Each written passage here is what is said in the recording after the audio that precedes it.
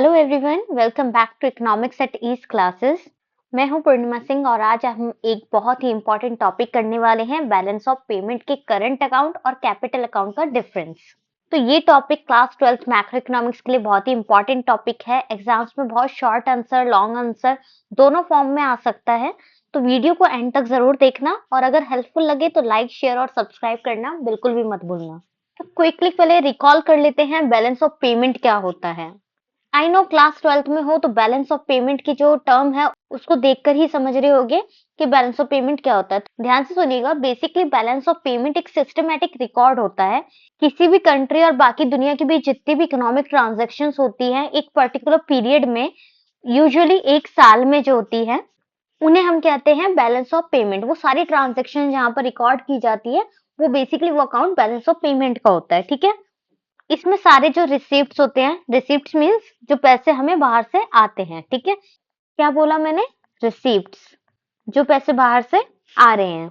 Inflow of foreign exchange, और सारे payments जो पैसे हम बाहर पे करते हैं, बाहर जाते हैं जो पैसे, मतलब आउटफ्लो ऑफ फॉरेन एक्सचेंज। ठीक है, तो बेसिकली रिसीव्ड्स एंड पेमेंट्स की जो ट्रांजैक्शंस होती है वो रिकॉर्ड की जाती है बीओपी अकाउंट में, बैलेंस ऑफ पेमेंट में। ठीक है, यानी जो हमारा बीओपी है वो बेसिकली क्या है, एक अकाउंटिंग स्टेटमेंट है जिसमें हम एक्सपोर्ट और इंपोर्ट इनकी ट्रांजैक्शंस को रिकॉर्ड करते हैं। Export and import of goods and services and जितने भी loans, investment, foreign add etcetera जो भी हैं वो सब कुछ सिस्टमेटिकली रिकॉर्ड होता है। ठीक है, एक्सपोर्ट इंपोर्ट के साथ, कहां पर? बीओपी अकाउंट में। अब बीओपी के दो मेन पार्ट्स होते हैं जो कि होता है हमारा current account and capital account. आज हम उसी की बात करने वाले हैं। इन दोनों का डिफरेंस ही आज का मेन फोकस होगा हमारा। ठीक है, चलिए अब डिटेल में देखते हैं करंट अकाउंट को। क्वेश्चन किस तरीके से आ सकता है? आपका क्वेश्चन आएगा डिफरेंस बिटवीन या distinguish between current account and capital account of BOP. तो आपको पता होना चाहिए करंट अकाउंट बीओपी का क्या है और कैपिटल अकाउंट बीओपी का क्या है। ठीक है, पहली बात, बीओपी अकाउंट कौन से पार्ट्स में डिवाइड है? टू पार्ट्स में डिवाइड है। वो दो पार्ट्स कौन से हैं? First is current account and second is capital account. ठीक है, तो करंट अकाउंट को समझते हैं सबसे पहले। Current account refers to that part of BOP account which record all those transactions of inflow and outflow of foreign exchange caused by export and import of goods and services and unilateral transactions. तो current account BOP का वो part है जिसमें inflow and outflow foreign exchange record होता है, जो कि export and import of goods and services और यूनिलेटरल ट्रांजैक्शंस की वजह से होता है। ठीक है, क्या कहा मैंने? जो करंट अकाउंट है वो बीओपी का वो पार्ट है जिसमें inflow and outflow foreign exchange का रिकॉर्ड होता है, जो कि गुड्स एंड सर्विसेज और यूनिलेटरल ट्रांजैक्शंस की वजह से होता है। तो अगर क्वेश्चन आता है कंपोनेंट्स ऑफ करंट अकाउंट, तो करंट अकाउंट के तीन मेन कंपोनेंट्स होते हैं। First is export and import of goods, second is export and import of services and third one is unilateral transfers या ट्रांजैक्शंस। तो ये तीन जो हैं वो क्या है? बीओपी करंट अकाउंट के कंपोनेंट्स हैं, याद रहेंगे। अब export and import of goods जो हैं वो विजिबल आइटम पे डील करते हैं, क्योंकि गुड्स की बात कर रहे हैं। तो जो फिजिकली आपको दिख रहे हैं, जो टेंजिबल हैं, जो विजिबल हैं, जिन्हें आप छू सकते हो, वो सारे गुड्स हमारे विजिबल आइटम्स में आएंगे। और जिन चीजों को हम छू नहीं सकते हैं वो हमारा क्या आएगा? सर्विसेज होंगी। ठीक है, invisible items. Export and import of goods की बात कर रहे हैं तो एग्जांपल ले लेते हैं, जैसे इंडिया ने यूएसए को फार्मा प्रोडक्ट्स एक्सपोर्ट की हैं, तो यूएसए से ऑयल इंपोर्ट किया है, ये सब करंट अकाउंट में आता है। ठीक है, इंडिया ने यूएसए को कुछ दिया और फिर यूएसए ने इंडिया को ऑयल भिजवाया। ठीक है, तो ये क्या हुआ? गुड्स, यानी क्योंकि दिख रहा है ना कि ऑयल भेज रहे हैं या इंडिया फार्मा से रिलेटेड कोई चीजें भेज रही हैं। ठीक है, मेडिसिन वगैरह कुछ भेज रहे हैं, तो ये सब क्या है? एक विजिबल गुड्स है। और वहीं अगर सर्विसेज की बात कर रहे थे तो हम कंसिडर करेंगे लाइक इंडियन की आईटी कंपनी फॉरेन में जाकर अपनी कोई सर्विस प्रोवाइड कर रही है। ठीक है, लाइक कोई सॉफ्टवेयर इंजीनियर है और वो वहां जाकर सर्विस प्रोवाइड कर रहा है अदर कंट्री में, तो ये सर्विसेज हुई। और यूनिलेटरल ट्रांसफर में क्या आ जाएगा हमारा? लाइक एनआरआई जो है वो अपने घर पे पैसे भेज रहे हैं, remittances, donations, gifts, foreign add, ये सब यूनिलेटरल ट्रांजैक्शंस में आ जाता है। यूनिलेटरल का मतलब सिंगल तरफ से ट्रांजैक्शन हो रही है।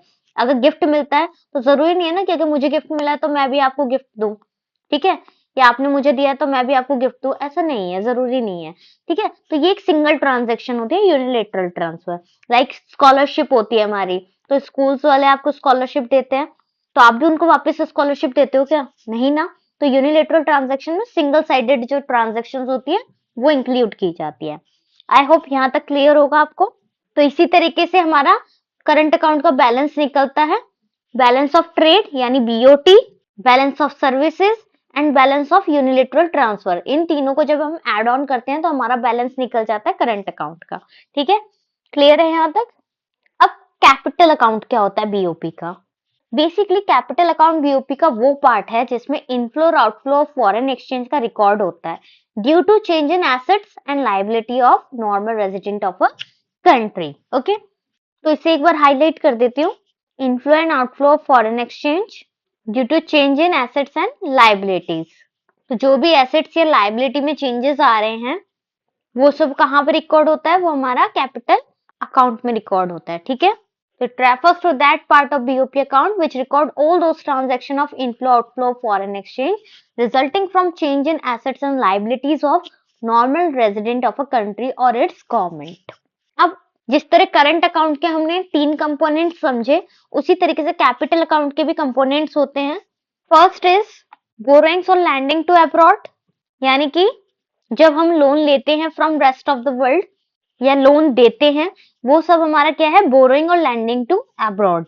Next one is investment from and to abroad, यानी कहीं इन्वेस्टमेंट हम अब्रॉड में जाके कर रहे हैं या अब्रॉड के लोग हमारे यहाँ आके एमएनसी खोलकर इन्वेस्टमेंट कर रहे हैं, तो ये भी एक इन्वेस्टमेंट है जो कि from abroad and to abroad होती है। ठीक है, फ्रॉम एंड टू अब्रॉड में आपको कंफ्यूजन नहीं हो गया आई होप, क्योंकि फ्रॉम अब्रॉड अब्रॉड से आने वाली एंड टू अब्रॉड अब्रॉड पे जाने वाली। ठीक है, next one is change in foreign exchange reserves.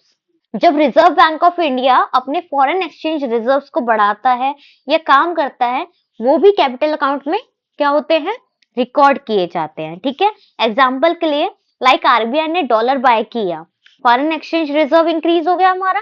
Capital outflow, RBI ने डॉलर सेल किया, रिजर्व डिक्रीज हो गया, कैपिटल इनफ्लो। क्लियर है क्या बोला मैंने?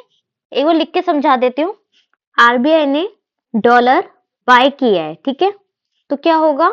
फॉरेन एक्सचेंज रिजर्व इंक्रीज हो जाएगा, यानी कैपिटल आउटफ्लो। ओके, और अगर वहीं आरबीआई ने डॉलर सेल किया है यानी बेचा है, जो आरबीआई में रिजर्व्स रखे होंगे वो क्या हो जाएंगे? हमारे डिक्रीज हो जाएंगे। ठीक है, यानी कि कैपिटल इनफ्लो। तो आरबीआई डॉलर जब बाय करता है तो फॉरेन एक्सचेंज के रिजर्व जो होते हैं वो इंक्रीज हो जाते हैं, कैपिटल हमारा आउटफ्लो होता है, कैपिटल जाएगा। ठीक है, आरबीआई डॉलर जब हम सेल करते हैं, बेच रहे हैं, तो रिजर्व जो है वो तो घट गए हमारे, वो डिक्रीज हो गए, बट कैपिटल जो है वो इनफ्लो हो जाएगा, क्योंकि कोई चीज हम बेचते हैं तो कैपिटल का इनफ्लो आएगा। ठीक है, क्लियर है? तो ये थे हमारे 3 कंपोनेंट्स कैपिटल अकाउंट के, बोरिंग और lending to abroad, investment from and to abroad and change in foreign exchange reserves. Clear है दोनों, current account and capital account और उसके कंपोनेंट्स? अब दोनों का एक बार कंपैरिजन देखते हैं बीओपी अकाउंट के। So this is our difference between current account and capital account. तो अब एक शॉर्ट कंपैरिजन करते हैं जो एग्जाम के आंसर के लिए परफेक्ट रहेगा। आप स्लाइड पर एक टेबल देख रहे हैं, दोनों में डिफरेंस दिख रहा है आपको, current account and capital account. तो सबसे पहले नेचर की बात करते हैं, करंट अकाउंट और कैपिटल अकाउंट का नेचर क्या होता है। करंट अकाउंट में बेसिकली ट्रांजैक्शंस रिकॉर्ड्स की जाती हैं जो कि गुड्स एंड सर्विसेज से रिलेटेड होती है और यूनिलेटरल ट्रांसफर से रिलेटेड होता है। यही 3 कंपोनेंट हम पीछे पढ़ के आए हैं करंट अकाउंट के। So it includes transaction of export and import of goods and services and unilateral transfer.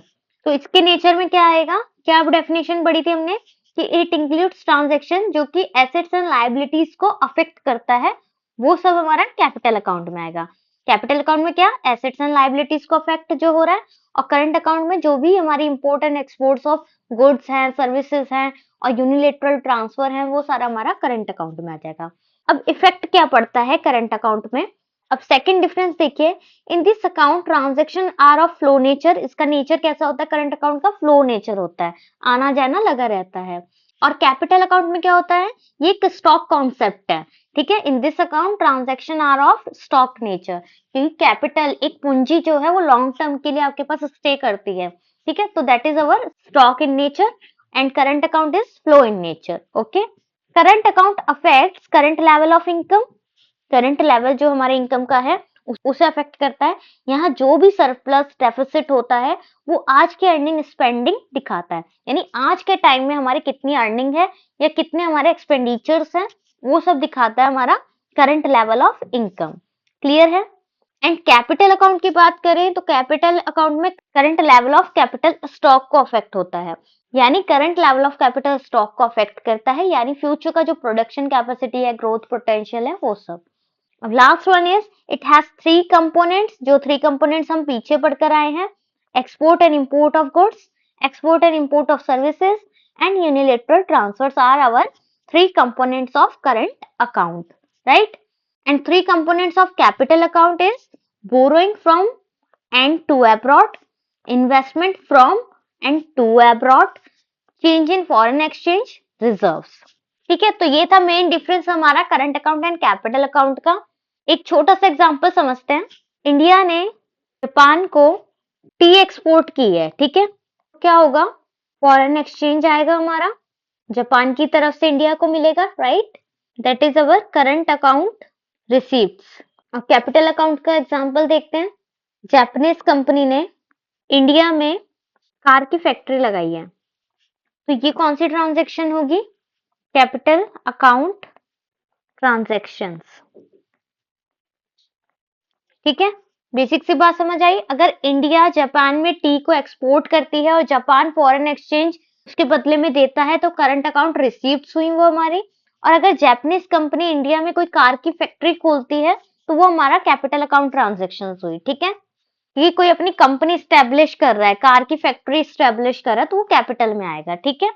Friends, I hope अब आपको current account versus capital account का डिफरेंस बहुत ही अच्छे से कॉन्सेप्ट क्लियर हो गया होगा। अगर आपको ये वीडियो समझ आया हो तो वीडियो को लाइक करें, अपने फ्रेंड्स के साथ शेयर करें और channel economics at ease classes को सब्सक्राइब करना बिल्कुल भी मत भूलें। कमेंट सेक्शन में लिखकर बताएं कि आप नेक्स्ट किस टॉपिक पर वीडियो चाहते हैं, बीओपी के न्यूमेरिकल्स या फिर नेशनल इनकम के कॉन्सेप्ट्स। मिलते हैं नेक्स्ट वीडियो में, तब तक के लिए keep learning, keep growing, bye bye and thanks for watching.